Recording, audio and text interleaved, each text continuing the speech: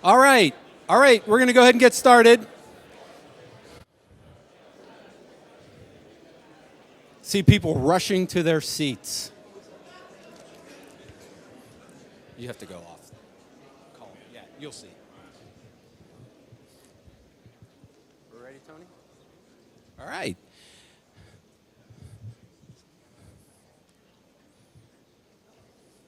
So greetings, everybody.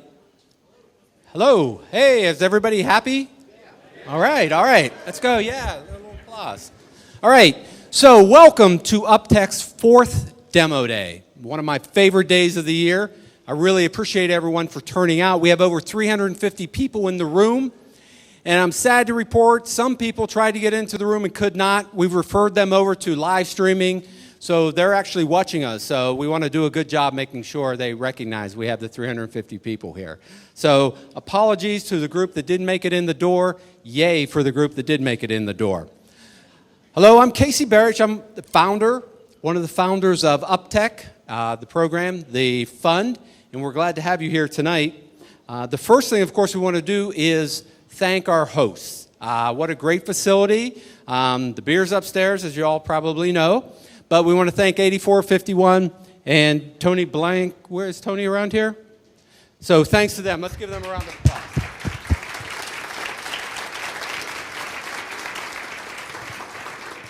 So in kicking this off, they said, who do you want to thank? And I immediately knew who that was because from the first time we started talking about this program, we knew there was one key, and that was our volunteers. We built the program around volunteers. We designed it. They are the lifeblood of what we do. So I'm going to do a crazy thing and thank them, and I'm going to ask anybody who's touched UpTech or helped to stand, and please, if you could, stay standing for a second.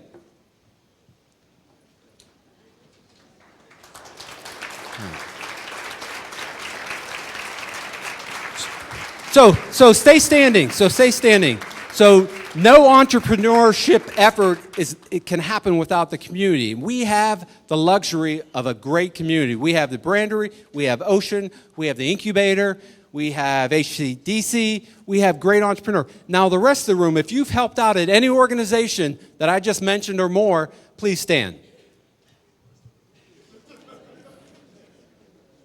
Yeah. So all you guys who are sitting down,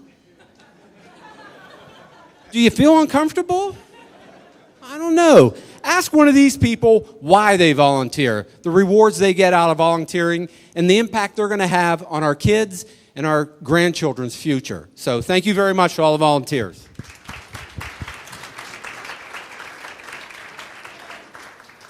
So about 4 years ago, some guy comes strolling into my office with that classic networking meeting.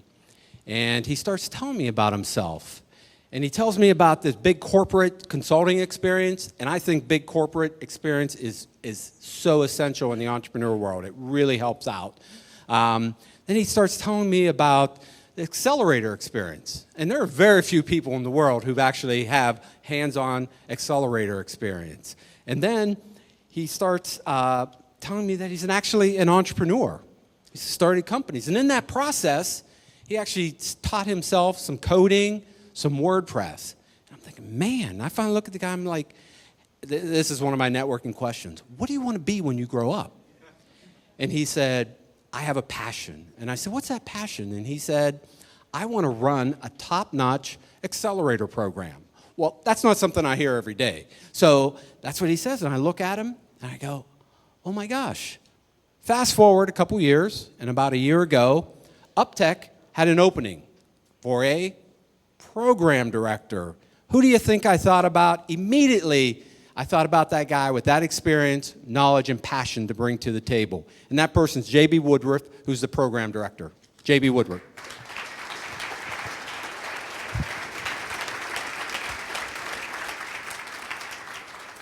Thank you very much, Casey. That was very nice words, and I think he is definitely overspeaking my abilities, but I am trying my best to live up to his expectations. So, as Casey said, my name is J.B. Woodruff. I am the new program director here at UpTech, and you are all here today to see 8 amazing new companies in the UpTech 4 cohort. But before we get to that, I have to do a little bit of housekeeping things. This event's going to run probably a little over an hour, and we're not going to take a break, but if you guys need to use a restroom, they are back there, back where you came in, behind that green wall back there.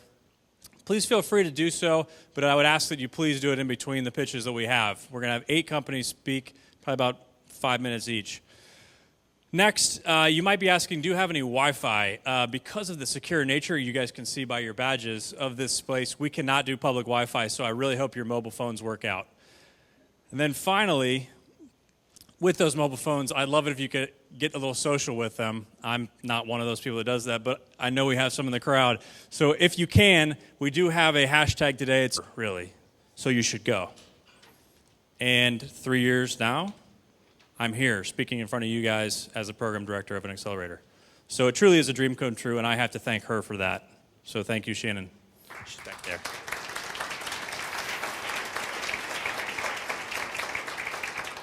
The next group I have to thank, and I apologize if this starts to sound a little bit like an acceptance speech. I did let the AV people know, start playing a little music if I get a little lengthy on this stuff. So I have to first thank our operational sponsors.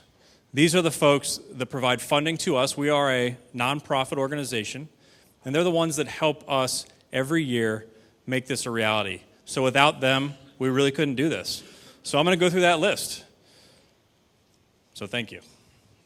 We have the Kentucky Cabinet for Economic Development, the R.C. Durr Foundation, Triad, the Kentucky Innovation Network, the City of Covington program. She makes sure our space stays awesome, that we get a lot of people coming in, and she does the marketing to help get our message out. So I have to really thank her, honestly, for today, because she's the one that helped get all of you here, which I am blown away. It's amazing.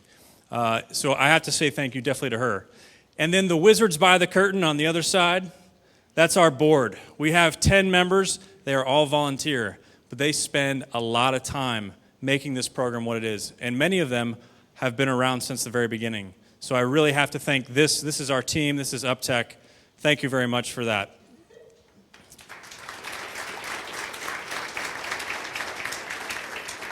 So I talked about our space. This is not our space. This is a really cool space, and we really appreciate being able to use it. But we have a space in northern Kentucky in Covington. And this is just one image of what that space is like. It is a top-notch place for young entrepreneurs who are doing innovative things. I had to show it to you just because I love it. I love working there. If you haven't been there, please come and visit us. And I'm going to show you just how far away that is. So at the top here, that's where we are. It's just a little river right there with many bridges you can take to get to come down to Covington and see us at UpTech. So please come down and see us anytime. I'm always there. Even if it's the evening, just give me a call. I'll be there. So just do that. So what do we do in that space? We are an accelerator. We are an informatics-based accelerator. What does that mean? We work with data-driven companies. So every year in September, we bring in up to 10 data-driven companies to work in our space for not 1, 2, 3, or 4 or 5 months, but 5 plus 1 months for a total of 6 months. Well, why 5 plus 1? We do 5 months of our program, then we have our demo day today, and we have another month going on after that. But why would we do that? Because we recognize that if you hold your demo day right at the end, you might have a potential of those companies just crashing. It's kind of a cliff effect. I learned that in the other accelerator I worked in. So we have an entire month to prepare these guys to get ready for life after an accelerator. So I think it's going to work out pretty well. As an accelerator, we provide funding. This is how we get people to be interested in us. Honestly, they don't seem to care. It's the reality. They need money, and that's what we're there for. So we provide up to $50,000 of investment in these companies, but we don't give it all up front. That would be pretty stupid, right? So we make sure we set milestones for these entrepreneurs that they have to reach in order to get that follow-on funding. But they can get up to 50. And then finally, I think the thing that we offer the most and what really makes an accelerator worthwhile are the people involved. Casey already talked about it, and it's you out here in the crowd, but it's also those that are really dedicated, those partners, mentors, and supporters. I look at you all as our supporters, but I want to talk about those 3 groups really briefly for you. So what do I mean by partners? We have partners in the areas of legal, accounting, and marketing who have all given 50 pro bono hours to support our companies. These 18 organizations were involved this year to provide that service for our companies. So I really have to say thank you to them. It's an amazing service, and I really hope they continue to do that in the future. Next, I mentioned our mentors. I wish, I see a lot of our mentors in the crowd, and I wish I could label each one by name and thank you. But I am going to say thank you, thank you, thank you, thank you, mentors, because you have the industry expertise, the experience, and just the maturity and the everything that really drives these entrepreneurs. I'm one of them, but I can't do it alone. So I really rely on you as mentors, and I thank you very much for everything you do to help these entrepreneurs every single day. And then finally, supporters. I know what you're thinking. Wow, that's a lot of organizations. That was my thought when I created this slide. It took me a long time, but it's a testament to what this city does, what this greater Cincinnati community is. Ever since I've been talking to anyone about what I want for entrepreneurship in this city, I want our city to be elevated. I want to be in the national conversation. Every time I see one of those top 10 lists and Cincinnati's not on there, it makes me sick. Because the thing that I see is this, the support that we get every year, and we give that support to every accelerator in town. And I really am humbled by this help. And this was just this year, so I really thank our supporters and you who are here today to listen to these companies.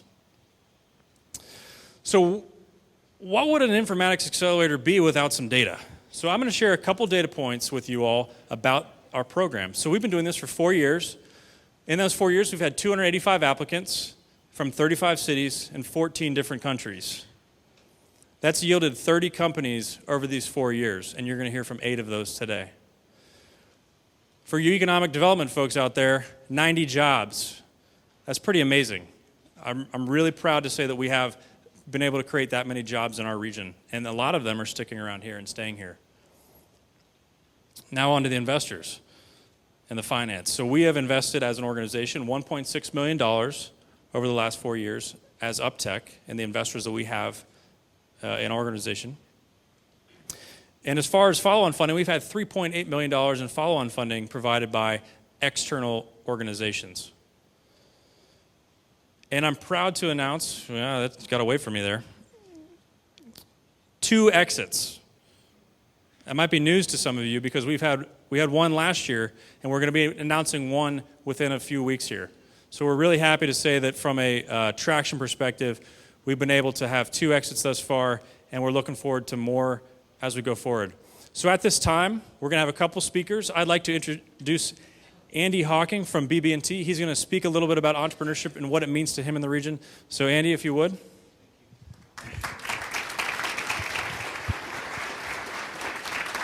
Thank you, everybody. I have some notes here. Not that I don't remember our values, but I want to put them in the proper order when I reflect on them. I have had the honor of working with many of you in a variety of different positions and have seen you grow and succeed and sometimes fail and pick yourself up off the ground and try again. And I'm going to talk about the nobility that I feel entrepreneurs deserve. And I want to frame that in the context of your partners and your resources that you have with UpTech. I would be remiss if I did not talk a little bit about BB&T, and the BB&T story starts in this community with our very own Bank of Kentucky. I had the luxury and pleasure of working with Bob Zapp for about 7 years, and the Bank of Kentucky grew from 0 assets to $2 billion and became the #1 market share leader in northern Kentucky in a scrappy little bank. And if Bob Zapp, the CEO, were here, I would give him a big hug and thank him. His son is here somewhere, Brad. Good, there he is, good-looking kid there. And there's Andy Sathey back there with him, I think, somewhere. But Bob, I think Bill and Casey and others came to Bob and said, we got this goofy idea, and we need somebody to validate it. And Bob, we think you're the person in northern Kentucky to sort of put your stamp on this. And Bob was great at a lot of things, but he was very good at identifying winners and betting on winners and people. And he saw a winning combination. He saw a desperate need. And so he put his stamp on this with the Bank of Kentucky money. Now frame that with the board of directors of Bank of Kentucky deciding it was in the best interest of the shareholder and of the community to find a partner to take it to the next level. Bob and the board sought out several different banking partners or a number of suitors, and BB&T came to the forefront. Sure, the price was nice, but it was more of the culture. And the culture is born out of a commitment to the community, the values that you all share, and really a reflection of Bob's values.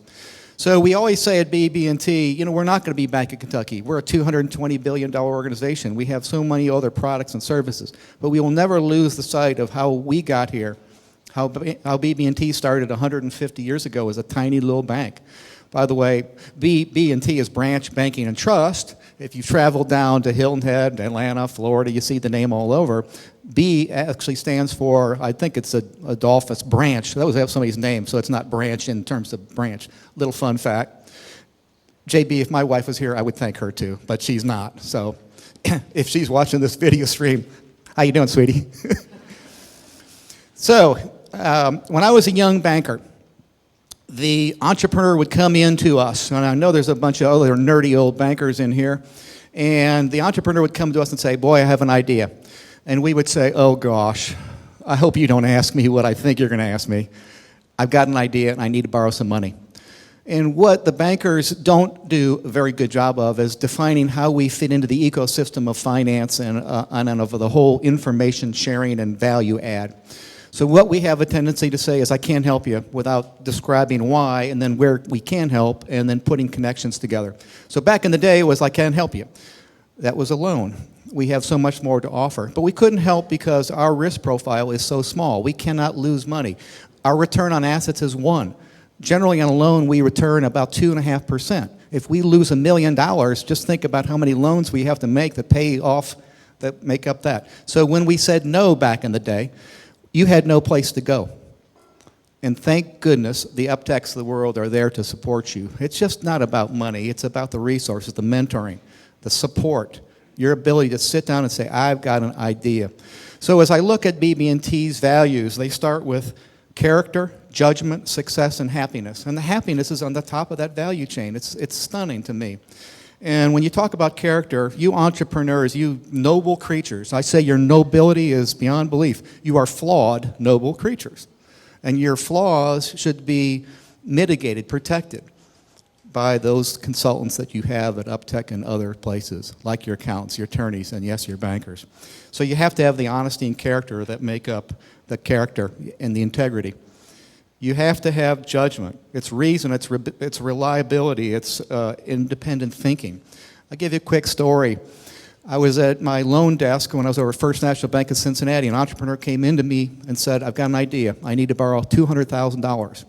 So I took his business plan and I went home with it and I talked to my wife. And I said, this gentleman came in. I think he's got something here.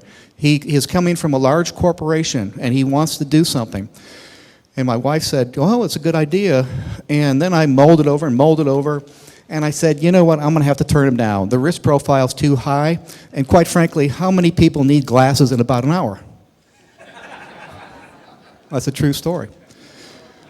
Thank God I was not the arbiter of what works in this crazy world. So my suggestion to you all is, don't let anybody tell you what does work and doesn't work. But you have to have reason, and you have to have independent thinking. And you've got to have an idea of what will work, and you have to listen to your consultants. And listen to your gut. Don't let anybody tell you it won't work. But at the same time, be flexible enough to maneuver, to change it. The customer is actually going to be the one to decide whether they want to buy your product. So don't come in with a fixed mindset. And success is all about productivity and teamwork. And just being, good to each other. There's a certain justice and nobility in what you do. And finally, happiness. You work too hard to not be happy. If you're not happy as an entrepreneur, shame on you. You want to know unhappiness, come to somebody who's got a drudgery job who doesn't think they can affect their future. That's unhappiness. Embrace that which you have. Embrace the unknown. Skip Prosser would tell his young players at Xavier, embrace the unknown. I thought that was the neatest thing in the world. Embrace the unknown. If I had some books for you to read, I'd start with Adam Smith, Wealth of Nations. Wrote it in 1776. True then, true today. Unintended consequences, supply and demand, division of labor. I ought to teach a class on that. That's all I know, by the way. In the middle, I would have a couple of bios. Pick your favorite entrepreneur. You know, I watched NWA Straight Outta Compton. I like rap, by the way. So I'm watching Straight Outta Compton, and I see the empathy I have for these young men. When I was young, looking at these young men, it was gangster, it was thugs, it was thuggish. But when you watch that, you see the context of how they came up through a very difficult situation at best. And you see them deciding, you know what, we've got a story, we've got a talent. And if you haven't seen that movie, do yourself a favor. My wife said, I've never heard so many of the N and F words in my life, but it is well worth your time to see Straight Outta Compton. It will change your perspective. Then I would read Outliers. You know, it's a story of different thinking, and it's a story of the number of hours you need to put in. Start, Adam Smith. Bios, Straight Outta Compton. Hot Tub Time Machine. Then Outliers. Wrote out he hadn't laughed once yet, so. So, think about regionalism and innovation, but also give back. I'm on the ArtsWave board, and when I hear ArtsWave and the Chamber talk about what's important to the community, they say we need young people, we need diversity, we need them to come into this marketplace. And so find a way to embrace your community, get involved in the arts, get involved in mentoring yourself, peel off some time, because if you don't give back, it'll be at the detriment of all of us. So I look at all these young faces, I look at some of the older faces, I see a great ecosystem. I could not be prouder of BB&T's role. I think you'll find BB&T to be a great partner, just like the Legacy Bank of Kentucky. And Brad, will you tell your dad I appreciate everything he has done for us. Thank you so much.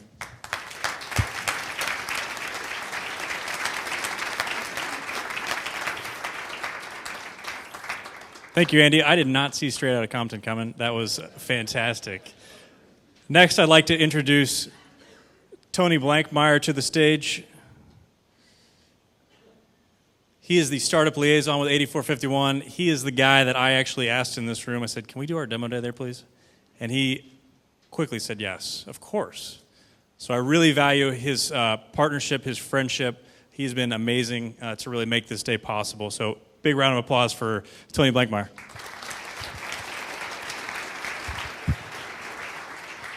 Hello. My name is Tony Blankmeyer, as JB just mentioned, startup liaison here at 8451. We could not be more excited to have all of you here at our headquarters here celebrating the Class 4 Cohort Demo Day. So thank you for coming. We really, really appreciate all that you've done. Kroger, in April of last year, formed 8451 with a mission to make people's lives easier. And we did that under the context of trying to form data-informed strategies and putting the customer at the center of everything that we do. And both organizations see true value in innovation, whether it be investing in our R&D divisions or working with our staff to look at how we can approach problems differently, think differently, and also working within our community ourselves, where we gather new perspectives, where we find ways of working with people outside of our own four walls. And as JB mentioned, he and I hit it off quite early. We both started, like you started your class around the time I started here. And I think when you look at UpTech, and one of their pillars of their program is the emphasis on informatics. And informatics, for me, I really think is kind of the intersection point between human interaction and technology. And when you look at that, I think our shared focus is people, data, and technology. And those are just a few of the reasons why I feel like having a partnership on a day like today is one of the reasons why we did this. So we're very excited. Now, there's a lot of folks here tonight, and I'm really, really, really excited for that. But I can't not help but think of one of America's greatest rock and roll bands. I'm going to stick with the music theme here. And of course, I'm talking about Journey. So at 8451, we take a longitudinal view, hence our name, of our customer's behavior, and we look at the shopper journey. And we do this in a while we're striving for personalization. Any way you want it. I'm not going to sing any more than that, all right? That's all we're going to do here. But then, each one of the companies that are going to be presenting this evening are also embarking on a journey. And so far, it's only been 5 months since they started with the program, but I think you'll see the amount of progress they've made from starting as an idea, starting as a simple MVP, to what they're about to present to you tonight. And, some of them along the way may have had to find a new path on that journey. And they might be looking to the clouds and they might be saying, the wheels in the sky keep on turning. I don't know where I'll be tomorrow. But today has arrived, a milestone in that journey. And we're all here. Startup Cincy is here to support these folks, their companies, with open arms. Got to sneak that one in. Open minds, and hopefully for these companies, open checkbooks, because I know a lot of them are fundraising, so please help out as much as you can. So I want to say thank you, everyone, for coming, for supporting this very special city. The greater Cincinnati region could not be where it's at today from a startup ecosystem perspective without each and every one of you. Don't stop believing. Last one, I know, corny jokes. I'm going to do them all night. You can catch me upstairs later too. But don't stop believing that when we work together, great things are possible. So thank you very much, and let's get the guys all riled up with a big round of applause.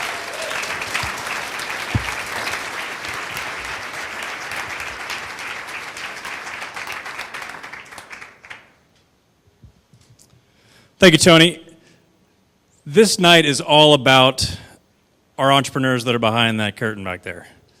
So you're going to stop hearing from me, but before we get to them, we have a brief video to let you know a little bit about our startups and the founders behind them. I've had the privilege of working with these folks for 5 months. I am honored to be here to introduce each and every one of them. So without further ado, we're going to watch a little video, and then we're going to get this party started.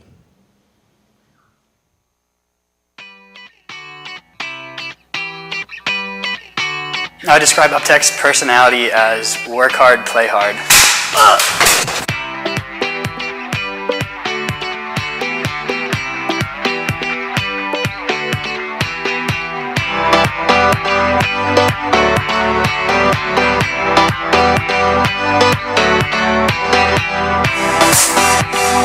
The UpTech curriculum is a lot around familiarizing yourself with the whole process of starting a company from nothing, and I think at the basic level it starts with making sure you really validate the idea and the problem.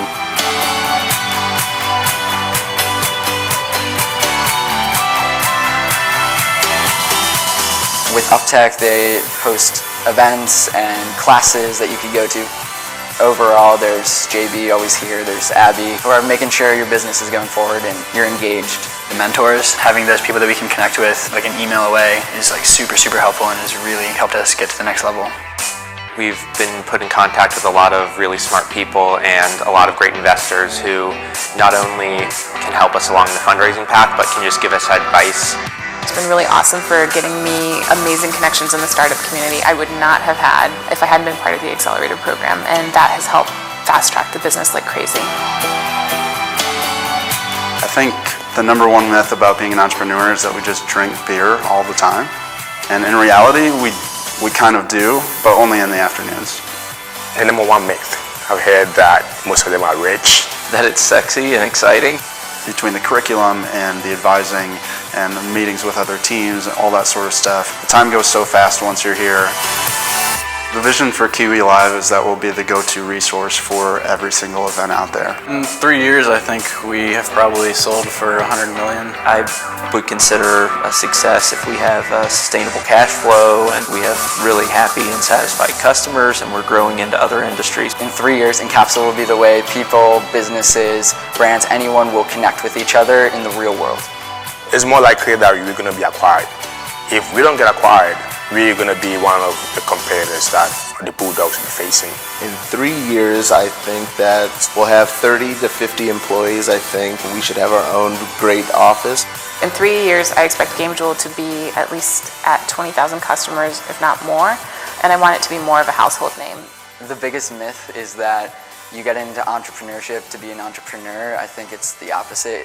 When what you're passionate about becomes an opportunity for a business, that's where I think the right step is. And I think if we do have entrepreneurs who become entrepreneurs because of their passion, those are the people who really change the world and make it a better place for everyone.